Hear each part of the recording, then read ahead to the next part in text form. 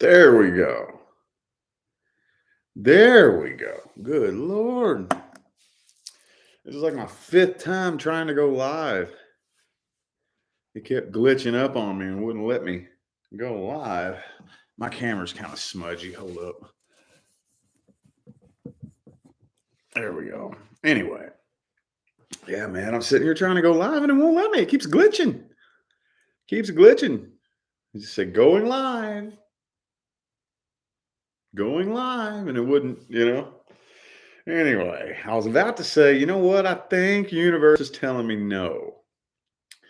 And I was like, let me just try one more thing. So I restarted my MacBook and now it's working. So that right there, man, you never really know, but that right there, universe could have been telling me no. I guess we'll find out, you know. That right there is a perfect classic example of what I'm talking about when I say developing a relationship with the universe. Figure out when the universe is saying no, you know. So we'll see. We'll see if something bad happens, you know. It like 4 or 5 times I tried to go live and it wouldn't let me. So I restarted my computer. Did I kick the door down? Did I force it? I think I need some more light in here. Hang on, let me get some more light in here. Hold it down.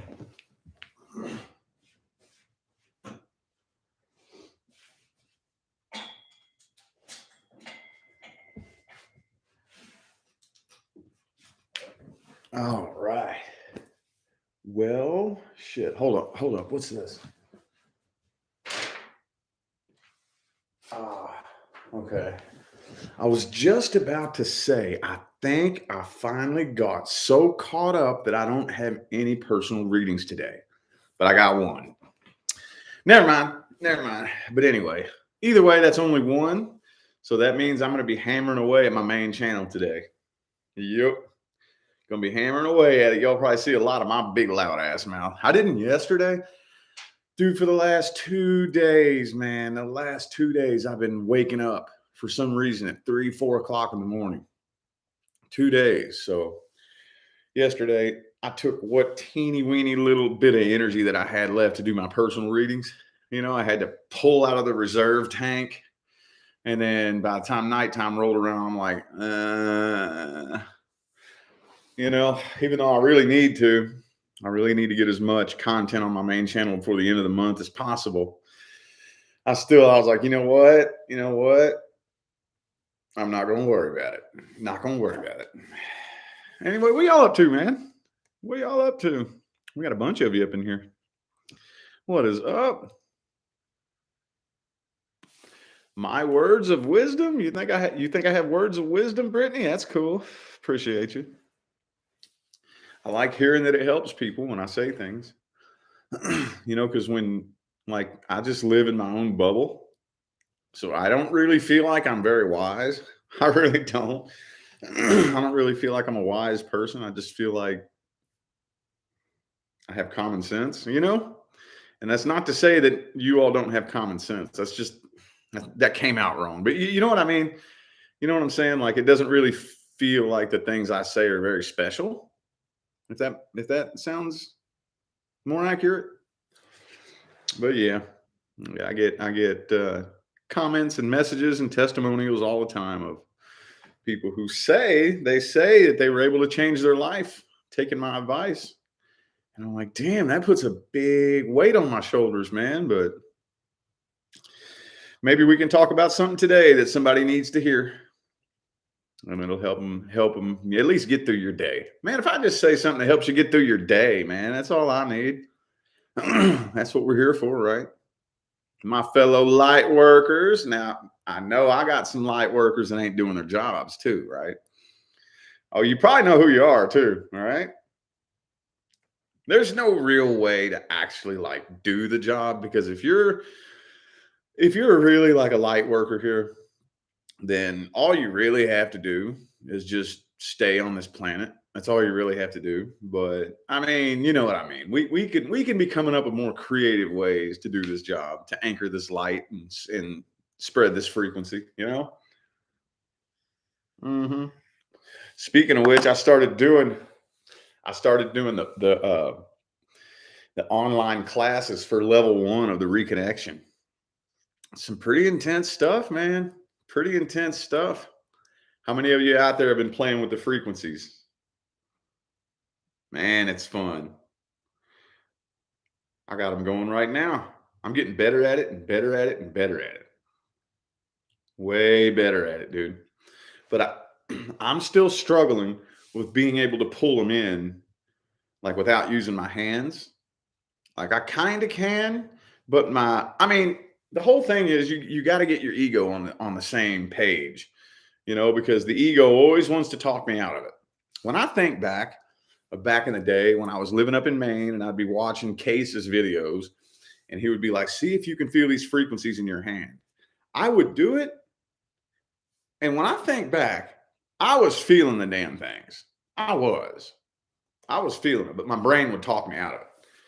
Your ego will get to talk. Well, what if it's this? What if it's just this? What if it's just your imagination? What if it's just, what? No, that's not, and then the ego talks you out of it. And then you're just like, all right, whatever, But when you can get the ego out of the way, I'm able to lay down. I have to lay down like this. I lay down like this, and I take this hand right here and I start for a few seconds, and now I can feel it. Now I feel that magnetic push. It's pretty badass, dude. I sit around and do this no less than once, twice a day. And then now it just feels like there's a magnet pushing against my hand. I feel like this force pushing my hand like this, And then if I sit around there and play with it long enough, I'm going to tell you what, this scared me when it first happened. It scared me. It feels like somebody grabs my hand like this and starts moving my arm. My arm will start going like this. And I'm sitting here watching it like, like scared me. And I told Case, I was like, why is my arm moving by itself? Like, is that normal? He's like, it's all love, dude. Don't worry about it. And I'm like, scared the shit out of me, dude. I'm not even playing with you. I know how crazy it sounds. I know how stupid it sounds. I know. Trust me. I understand. I get it. It sounds crazy. It sounds dumb, but I swear I'm not making this up, dude. I'll be sitting there playing, and then all of a sudden the tinglies start at the fingertips, and they start working their way down, all the way down through the arm. And then it starts at the tips of my toes and makes its way up to my kneecaps. And then my eyes start fluttering. And then it starts in my lips. My lips start tingling. And then my jaw starts tingling. And then sometimes, like it'll feel like there's an electric shock going through my jaw. And my jaw goes. And my mouth opens all by itself. It's fucking weird, man. It's weird, dude. It's fun though, man. Oh, it's fun. Anyway, so I kind of trailed off there. I'm getting all excited. I started level 1, the portal of the reconnection on Dr. Eric Pearl's website, the reconnection. This is some fun stuff, man. This is some fun stuff, boy. I love it. I love it. Anyway. Well, you can feel the frequencies. That's cool. Yeah, I would do yoga. I would. I've been saying I need to try it, but that's one of those things that I just been putting off. You put it off and put it off and put it off, and yeah. So I haven't done that yet. But anyway, no, I'm just beginning. I am just now beginning. I'm having so many conflicting thoughts. This is another perfect example of where I was when it came to reading tarot. I couldn't tell if my ego was trying to battle me or my intuition. I couldn't tell. And that's the same thing with this. I'm feeling this desire to go pursue this work. I don't know though. I don't know. I'm feeling something inside of me telling me to go pursue this, to go to these seminars and go get trained by these people, you know? So I'm just taking that as it goes. You know, I'm trying not to make a plan. I'm not saying that I'm going to go pursue a career as a reconnective healing practitioner. That's not in my list of things that I thought I would be doing or am trying to do, but I do feel some kind of push towards going and getting trained doing this, you know? So, anyway. Yeah, I've heard of all different kinds of energy healing. I've heard all that different stuff, man. But of all of the research that I've done on all the different types of energy healing, and I remember back when I used to watch Case's channel years ago, you know, it seemed like it bothered him that people didn't understand the difference between like reconnective healing and Reiki, you know? And I didn't understand why. I was like, I wonder why that bugs him so much, you know? And now I get it. Now I understand why. Because everybody thinks that all energy healing is the same. And oh, that's just your Reiki. No, that's not Reiki. It is not Reiki. It is not. Even the scientists who have been studying the energy of Reiki and of all these different things, the reconnective healing frequencies are on a totally different level, you know? And one thing that Eric Pearl always talks about, I think the most important thing to know about it is that you can't stick it really in a box, you know? There's no technique, you know, like with all the other energy healings, there's, oh, you need to be standing this way.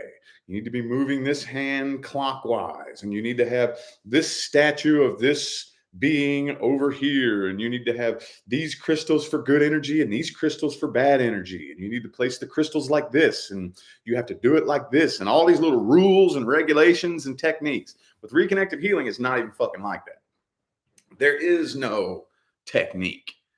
There is no, doesn't matter if you believe in it or not. It doesn't care if you believe in it.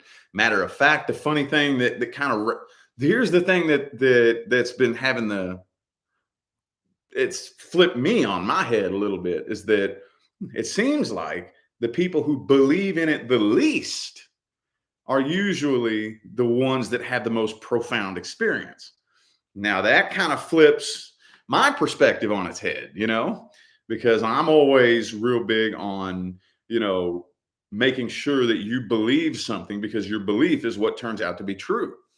Well, with reconnective healing, maybe not so much. Maybe this right here is a little in my perspective. It's a little a left hand turned in my perspective, because I'm like, okay, because it seems like the people who believe in it too much, I think it's because they set their expectations too high, you know? So for whatever reason, that they tend to block it or maybe not have as profound of an experience. But the people who believe in it the least or just complete and total skeptics, you know, as long as they agree, you have to agree to it though. If you do agree to lay down and let a practitioner float their hands over you, they typically have the most profound experiences, you know? So anyway, I'm babbling. I don't know where I'm going with this. But yeah, yeah, that's who I'm talking about. Enlightened therapist, Dr. Eric Pearl. That's who I'm talking about. Yep, yep. I've started taking his courses on the reconnection.com. Him and this lady Jillian, um, they do this work, and like in order to go get trained and whatnot for the reconnection, I think back in the day you had to go see them in person. And now they've changed it to where the first level you can do online at home.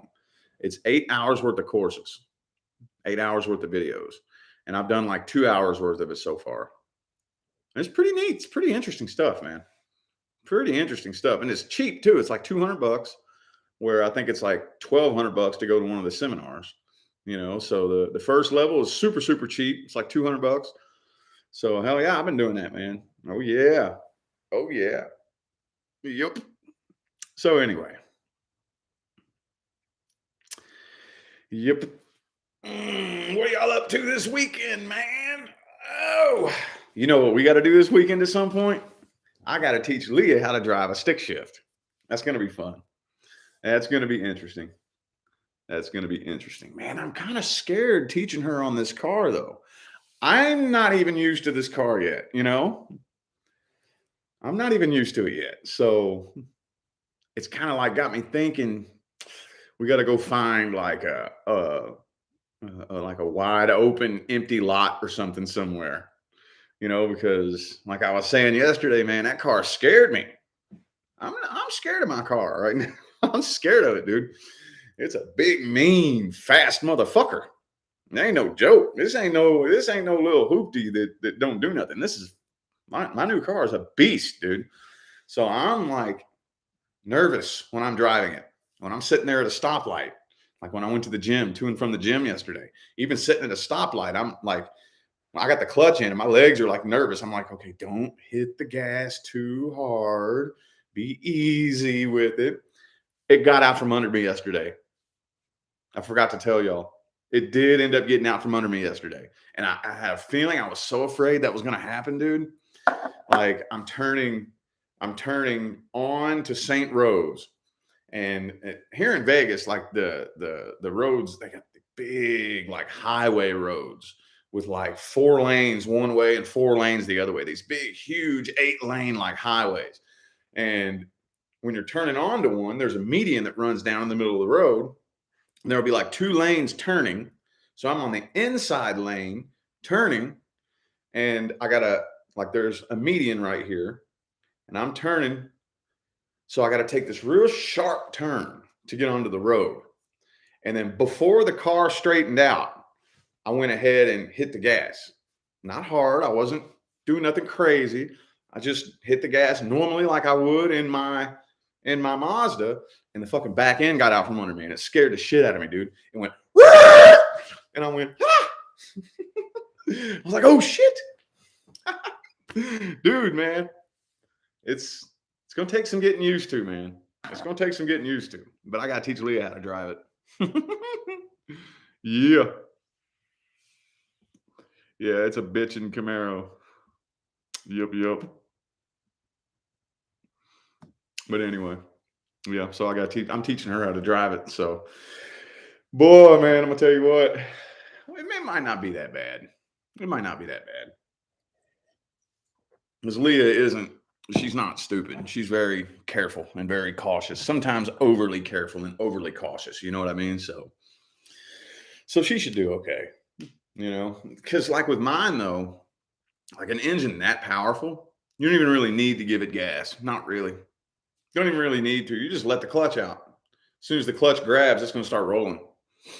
That's one thing I've noticed. And it takes off in second gear too, from a dead stop. From a dead stop, it'll take off a second gear. So that's in our plans for the weekend here. Yeah, I know, and I told Leah that once she learns how to drive a stick and she gets used to it, and that becomes like normal, and she gets totally used to it and adjusted to driving a stick, she'll never want another automatic again. You know, I don't know why all I ever really owned was stick shift cars.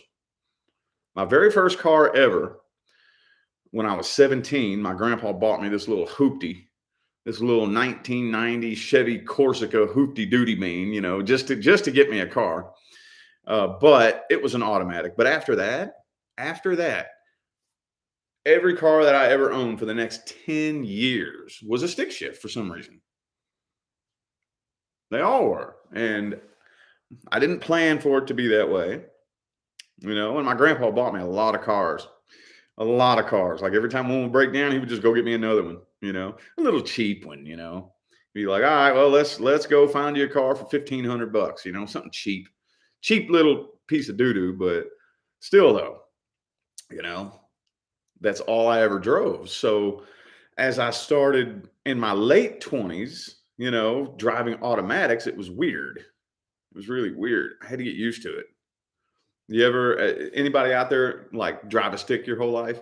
and then you get behind the wheel of an automatic, and then you're coming up to a stoplight and the light turns yellow, and you go to hit the clutch, and then you grab the brake with your left foot and slam the car to a stop. I've done that, man. Cruising down the road automatic, and then the light turns yellow, and I downshift.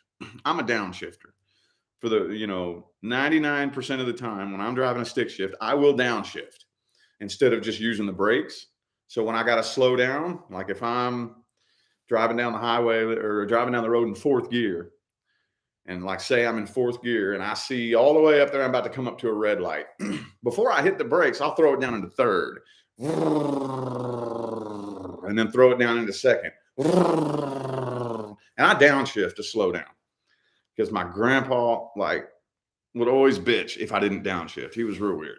He'd be like, "You're going to burn your brakes up." If you're driving a manual, most people just put it in neutral and stop with the brakes. He'd be like, "I'm not going to spend all this money on you wearing your brake pads out. You need to learn how to downshift." So he would always make me downshift.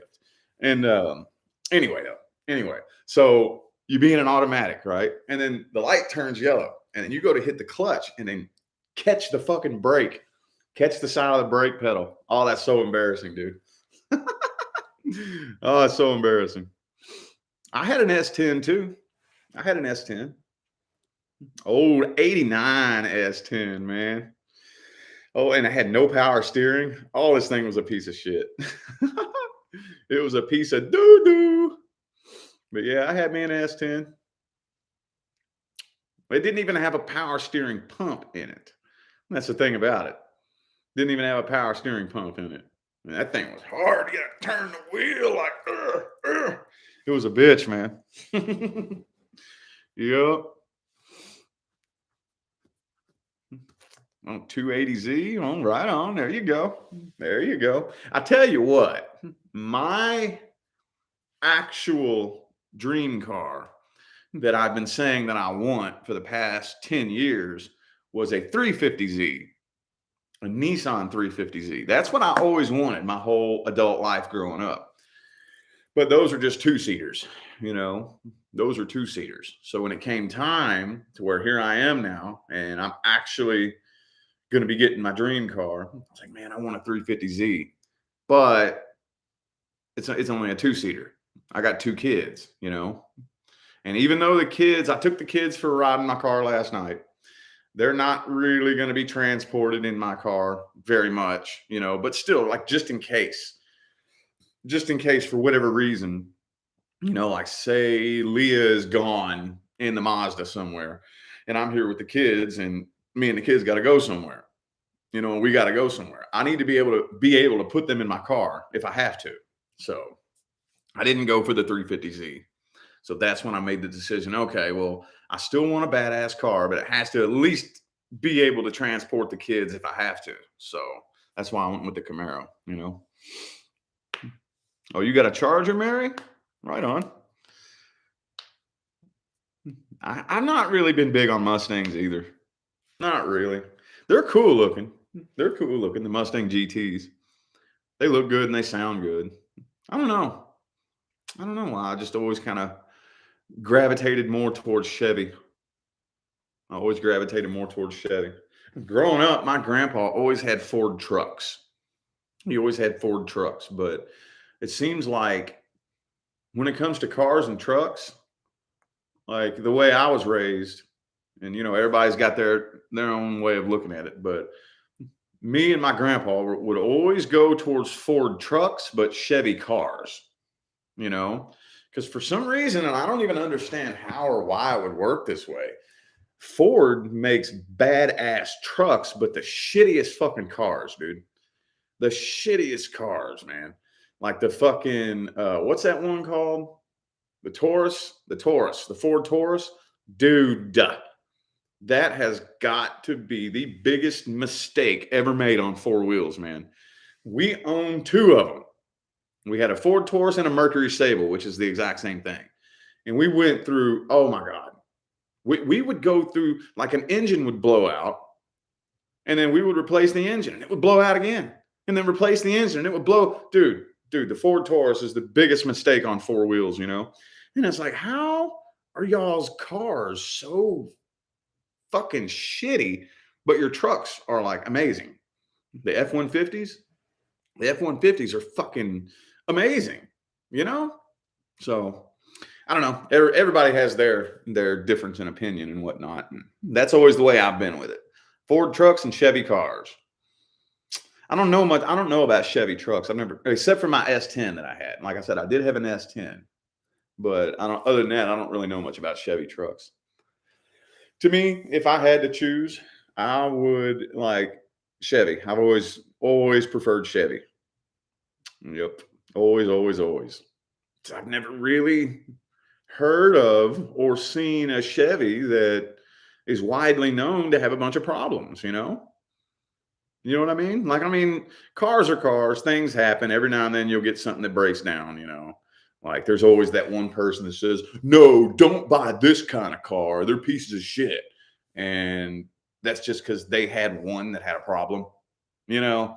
But me, I have a bit of an auto mechanics background. I don't know if I haven't really talked much about this, but I did go to college for auto mechanics when I was 19. I did go to school for it. Okay. The program got canceled, so I can never finish it. But I did go to school for auto mechanics, and I've pretty much done my own auto mechanics on all my cars my whole life growing up. And I was number one part time sales associate at Advance Auto Parts in the Southern Indiana district for like a year and a half, 2 years. So I'm not much of a car guy anymore, but I'm not totally automotive ignorant. You know, I do have some experience working on cars. I do have a little bit of a background, you know. And like when it comes to the Chevy cars, I've never really heard, you all might be able to mention one, but I don't think I've ever heard of any Chevy car or truck that's very widely known. Widely known.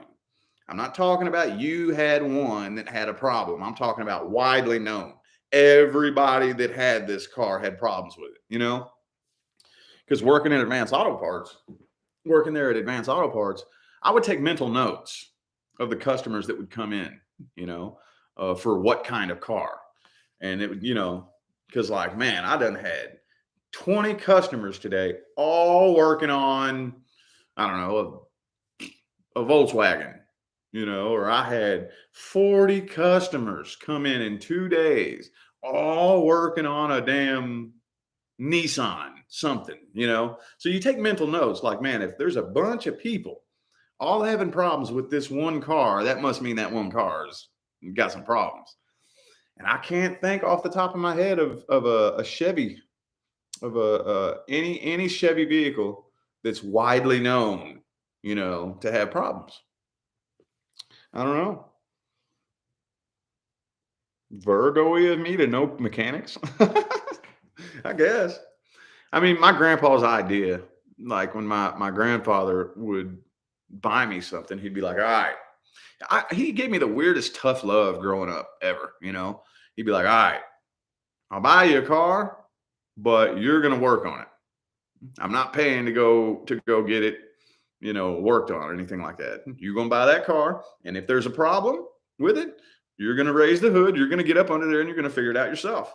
So that was his stance on it. That was his stance. He's like, you're smart. You're smart. You're not stupid.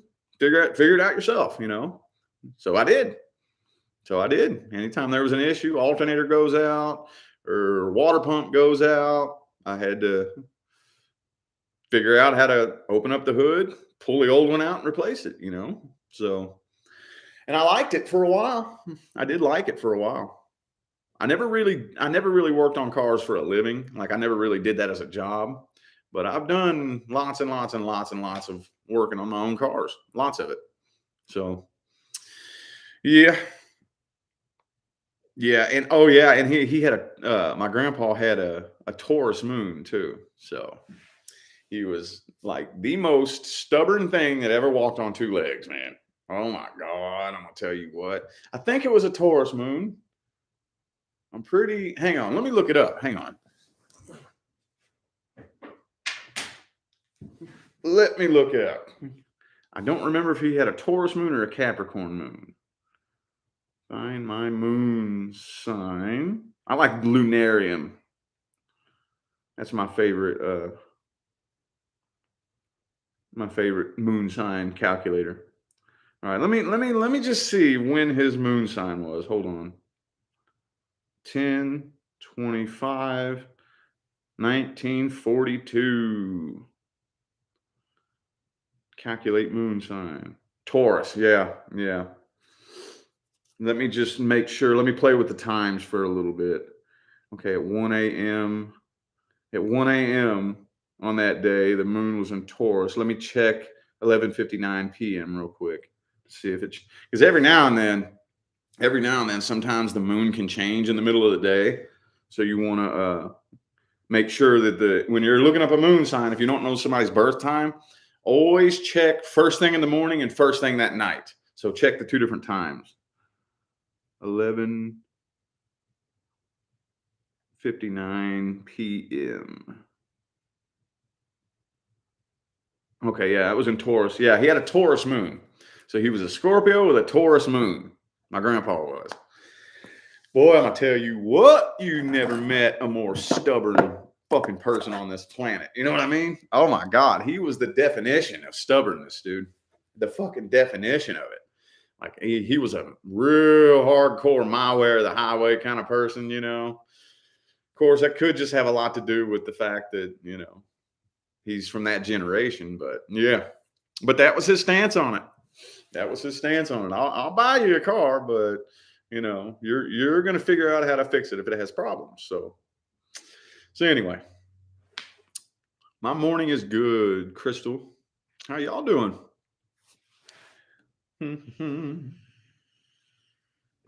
Oh, that would be a cool Scorpio with a Saggy moon. That'd be a neat mixture. That would be a neat mixture. I would have to say the coolest Scorpio I ever met in my life. Well, I don't know. There's a couple. Because I've always gravitated towards that sign for some reason. I don't know if it's because I was raised by a Scorpio or what, but for me being an Aquarius, usually I really, really struggle badly with communicating with water signs, typically. But Scorpios, for some reason, I don't know why, they've always gravitated towards me, always.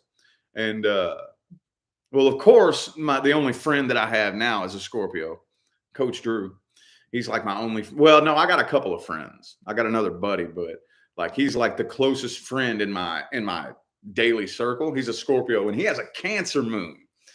He's a Scorpio with a Cancer moon, so he's about as watery as it gets. But I was roommates one time with a Scorpio who had an Aquarius moon, and she was super, super cool, man. She was super cool. I thought it was so weird. I'm like, man, what is so cool about you? Like, why? How? You're very different. You're very, very different in a weird way that I've never met a Scorpio quite like you. So I looked it up, and she had an Aquarius moon. I'm like, oh, okay. Right on. But anywho. Yeah, I know. Yeah, man. There's some loyal people that'll stick by your side. From what I've seen, though, I kind of feel like that's just a fixed sign thing, I think. Fixed signs will be, very like stay by your side, ride or die, man. Of course, that is assuming that, the person is a good person, but yeah, for the most part, it seems like most fixed signs, if they say they're your friend, they're your friend. If they say they got your back, they got your back, So anyway. Ooh, Scorpio with a Gemini moon. Oh, there you go. That'd be interesting. That would be an interesting one. But yeah, now I was raised by the old grandpa who was a Scorpio with a Taurus moon, and he had the worst temper. Oh my God, he had the worst temper, dude. Ooh. And you see, this is funny too. I was just telling Leah this the other day. My grandpa would actually openly admit shamelessly that he likes being angry. I remember he told me that when I was a kid, and that never made sense to me. Because he had to take medication for his anger problem. He was on Prozac his whole life until they switched it until like Prozac, they started like, I had problems that was causing some kind of problems or something like that. So they switched it. But for like 40 years, like 40 fucking years, he was like on medication for his anger problem. And he would straight up tell you, I like being angry. It feels good. And at the time, I'm like, what the fuck? You like being angry? Yeah, it feels good. I like being mad. And I couldn't wrap my mind around that. But that was before I learned that your body can come physically dependent on the chemicals produced by negative emotions. I didn't even know that at the time. So when he would say that, it was just like the weirdest. I don't like that feeling, man. God damn, I can't stand that feeling. And he would do that too. He would like sit around and watch shows on TV that piss him off. He'd be like, what are you doing? You know? He would like watch somebody on TV just to sit and, oh, look at his ears. Look how stupid he looks. Looks how funny. Look, you know what I mean? Just like, why are you watching? Like, what the fuck? And I didn't understand back then that you can get addicted to negative emotions. He was very much one of those. Very much one of those. I'm like, man, fuck that, dude. I hate that feeling. I don't like being angry. It feels so uncomfortable. Angry, irritated, I don't know. That's a water sign for you, I guess. But anyway. Yeah.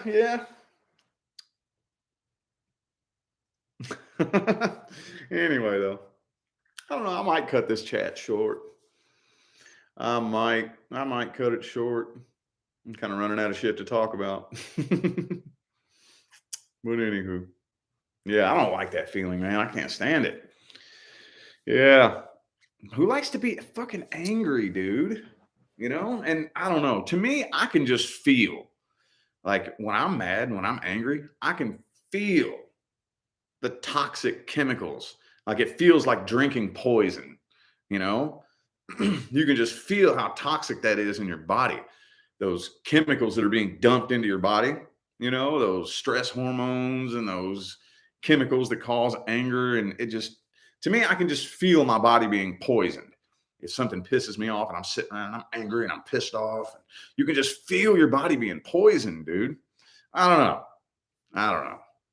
Whatevs, man. To each their own. You can experience this life however you want. You just do it over there then. Anyway, I'm probably going to go ahead and hop on out of here, y'all. Probably going to go ahead and hop on out. I don't know why. Well, I'm not really cutting this too short. Usually I would only chat maybe another 10 more minutes, but I don't know. I just feel like getting out of here, and I might go play with my car a little bit. So I will definitely be seeing you all later on my main channel. I got all kinds of work to do. Until then, y'all enjoy the rest of your day.